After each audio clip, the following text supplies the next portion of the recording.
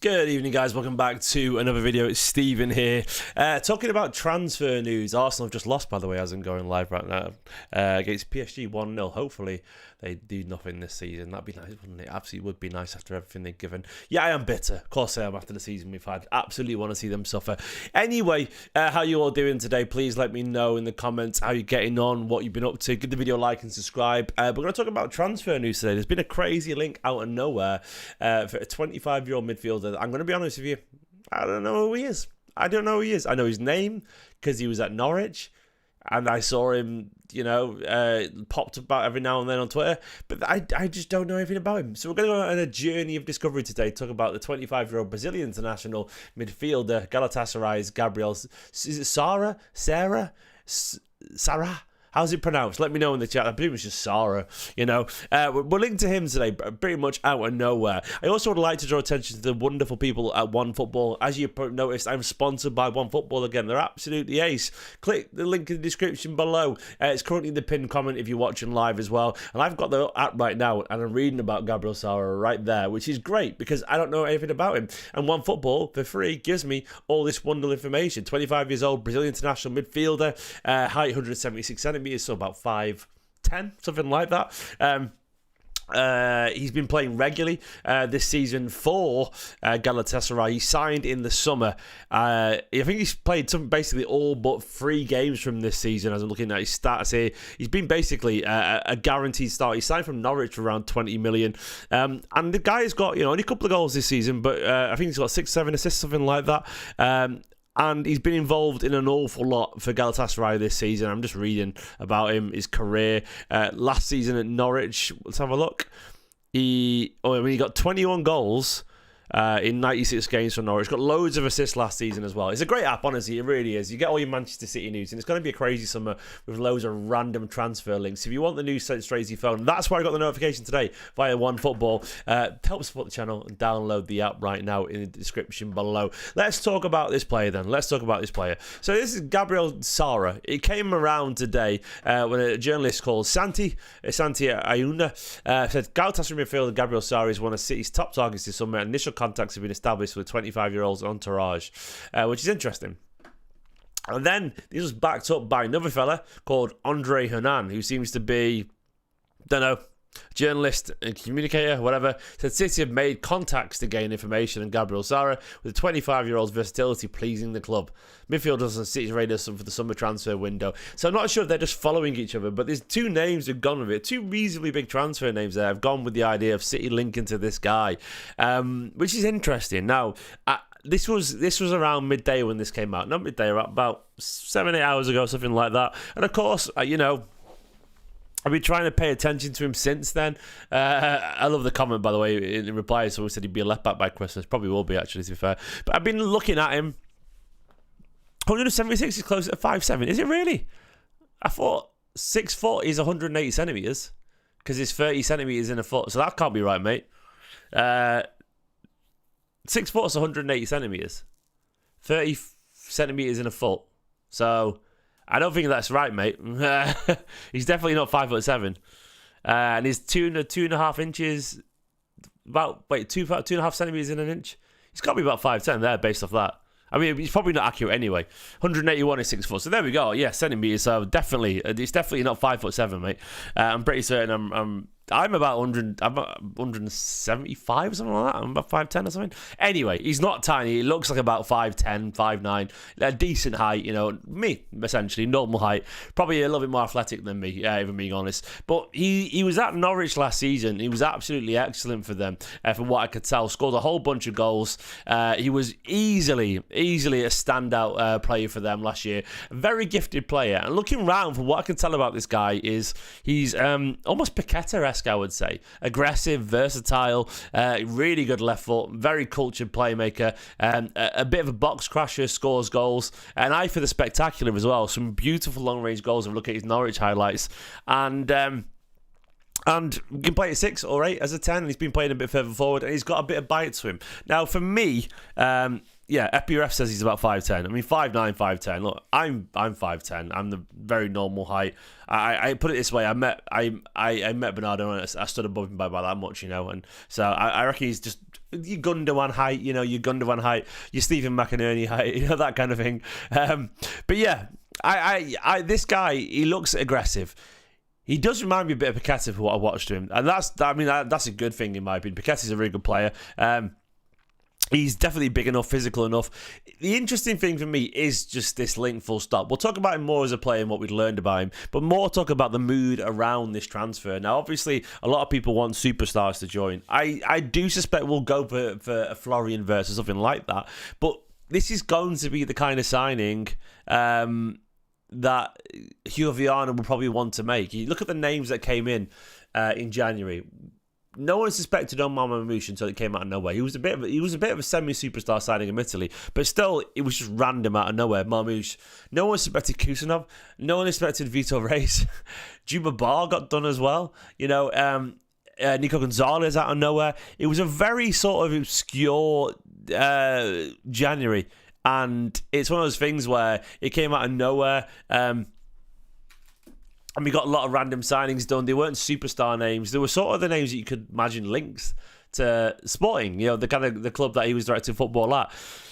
And we're going to have a few of these. We're going to have a few of these potential signings. The only thing is, they're not going to be that cheap. Like he went from Norwich to Galatasaray for 20 million in the summer. He's in his first year and he's been a regular starter. They're going to want 45, 50 million, clearly. So he wouldn't be cheap. But I guess he would be an alternative potentially. Now, if you look at the names like Balaba and Gibbs-white, they're clearly going to be 100 million-ish kind of players. That's the market these days. And City will pay attention to these players, I'm sure, but he will be looking around for a potential maybe 35, 40. Maybe you're right, mate. But yeah, I don't know what the situation financially is for Galatasaray. They probably would take 40 if I had double the money in a year. But I don't doubt that this kind of transfer link is a creative one. You got to bear in mind that Hugo Viana took Victor Gyökeres from Coventry City to Sporting, and he's now like a 50-goal this season player. Like, he's become one of the best strikers in European football, and he was signed from Coventry City, a very similar level to Norwich, and that was a bold move to do that. And this really does remind me of that potential transfer. So it's interesting to see this. Like, we're going to get linked to a few more randoms. I don't necessarily think it means we won't go for a Florian Wirtz or a big name. I think it's just we're going to occasionally look for random left field signings. I don't mean left fielders in literally left centre pitch. I mean, although he's left footed, I mean left fielders in not predictable, We're going to look for signings that seem out of nowhere. I mean, as Get Paid Daily said, who knew Fernandinho before he signed for us? It's that level, isn't it, you guess? Shakhtar, then he came up brilliant. And he end up world class. Gabriel Sara, from what I can tell, is like, I googled him and I searched him on Twitter. A lot of people really like him. Like, they really like him. He seems to be one of those guys where he's like, everyone thinks he's a potential cracking footballer, aggressive. Once again, I watched a couple of compilations, so I'm not going to send it to an expert. For what I saw of him, technically very astute. Very hard working. He can ping a pass. He can score a spectacular goal. He can take a set piece, and he's got a lot of bite to his game. So he looks like a sort of a very modern take on the all-action number 8 that you get. I don't know if he'd come in and be an immediate starter. And of course, the step up from the Championship to the Premier League is massive. Even the Turkish Liga, from there to the Premier League, is massive. He's not played at the level that you would expect, and Turkish football's dropped off an awful bit. It's not like they're going far in European football anymore. So it definitely would be a risk, so to speak. You can only presume they've gone for someone like Hugo Viana because they're comfortable with the idea of these risks, these sort of interesting, creative potential signings. I'm going to hold my judgment, basically. I'm not going to sit here and moan about different ideas until I know if they work or not, because I think Kusanov came in and Marmouche, they were names I expected to be linked to, and they look great. And Nico Gonzalez, I think, is going to be a really good player too. They are different ideas, but they're interesting. And Juba Bar, it seems like another one that we could get. Nowhere near a level at nearly 26. Well, we signed Fernandinho at 28, mate, from Shakhtar Donetsk. So I think that's a... Look, I don't think there's set rules for this. How old was Drogba when he signed for Chelsea? Like 27 or something like that? So he was quite old, wasn't he? Not 27, but he was quite old. I don't really care about the age. I care whether they're good enough. And exactly...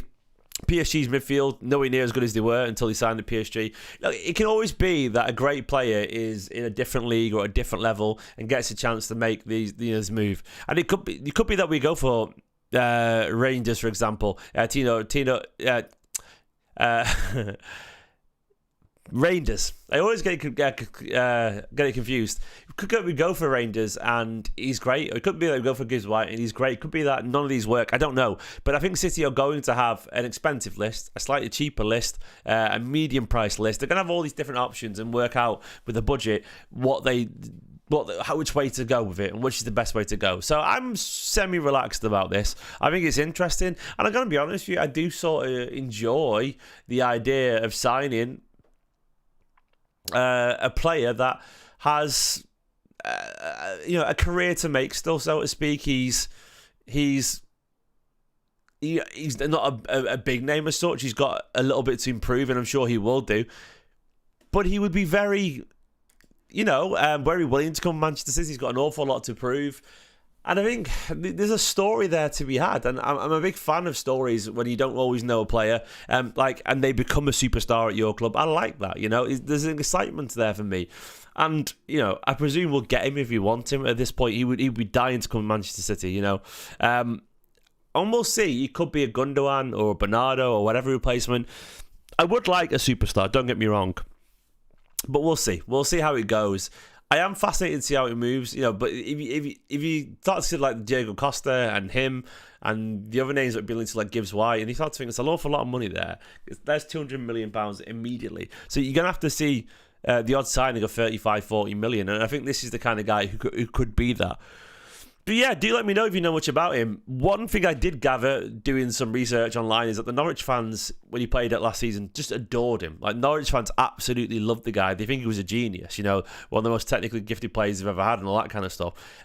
It does remind me a little bit of Paqueta, as I said before. A very smart footballer. A lot of bite to his game, which would clearly suit the Premier League. You have to have that tenacity. And there's been some shouts apparently that he's been considered by Brazil, for a call-up as well, despite playing at Galatasaray. And bear in mind, Galatasaray, by the way, you have to be a good player to play and succeed for Galatasaray. I know you might laugh at that, but they are still a massive club, an absolute massive club in a very intense league. And they're currently top of the Superliga, so they are the best side in Portugal, in Turkey right now, 5 points clear, and he's a starter for them at the heart of it. So, we have to consider that he's not being plucked out of nowhere. So it's miles better than Paqueta. Do you reckon? How so? I thought there was a moment for Paqueta, by the way. If he joined Manchester City under Guardiola maybe a year or two ago, that he could have gone up like that. I think he's sort of missed his moment. And I think there's always a moment for someone to take off, because Paqueta was great at many clubs. He was at Milan, wasn't he? Milan, Lyon, many clubs before he joined West Ham. And I feel like if he got, after a year at West Ham, he went to Man City, he might have gone up and up and up. But I feel like he stalled due to all the charges around him. And many players can sort of do that a little bit, because they don't get to challenge themselves at a high level. This guy, 25 years old, he's not young, but he's also not old. It's experience. And you look at his career here. I'll go over to his career once again for you. As you saw, many years at Sao Paulo in the Brazilian league, a couple of years at Norwich where he became their best player, and one of the he was the player of the season for Norwich City, which he was in the Championship team of the season, PFA team of the year last season as well. So he's got the pedigree clearly. When he's played, he's done really well in this country, but of course it is a level below. But he's experienced as well at the same time. Played in many years now of first team football, which is a good age. And I think this guy can run, which is good. Paqueta can't run, someone said. He can run, but, not maybe to the extent you're thinking.